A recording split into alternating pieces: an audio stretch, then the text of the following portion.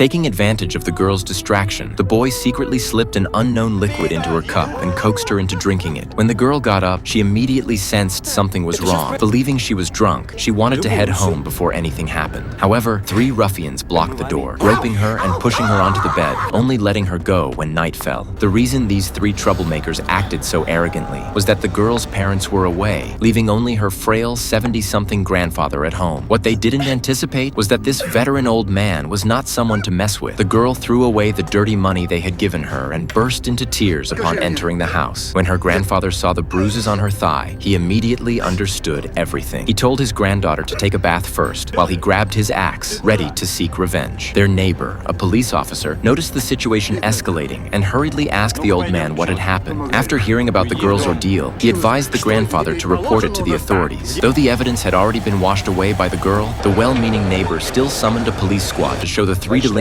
what a fighting nation could do. The captain took off his shirt, lifted his AK, and smashed the door open. With a few swift punches and kicks, he subdued the troublemakers. His colleagues found the bloodstained sheets, yet the delinquents still refused to admit their crimes. When dealing with such vile creatures, there was only one approach: fight violence with violence. The captain stomped on the second troublemaker's leg, making him scream in pain, then grabbed his neck, nearly suffocating him. They quickly confessed, but an uninvited visitor arrived outside the door. He was the police chief, and one of the 3 troublemakers was his beloved son. Using the captain's violent enforcement as an excuse, he overturned all the interrogations and used his authority to protect the delinquents. This outcome was unbearable for the old man. His granddaughter had already been mentally tormented by the ordeal, crying every day. Seeing this, he decided to fight for justice. He took his granddaughter to court, but the opposition had colluded with the police chief beforehand, demanding that the girl sign a settlement agreement. The man leered at the girl, claiming that the chief's son was tall and handsome, and suggesting that the girl had deliberately tried to charm him, even selling her body to marry into wealth. This absurd logic left the girl speechless. Unable to endure the humiliation, she locked herself in her room and withdrew further into despair. Meanwhile, the 3 ruffians were released, living as if nothing had happened, drinking and partying every day. The old man's anger grew. He took all his military medals, his first-class National Defense Medal, the Red Star Medal,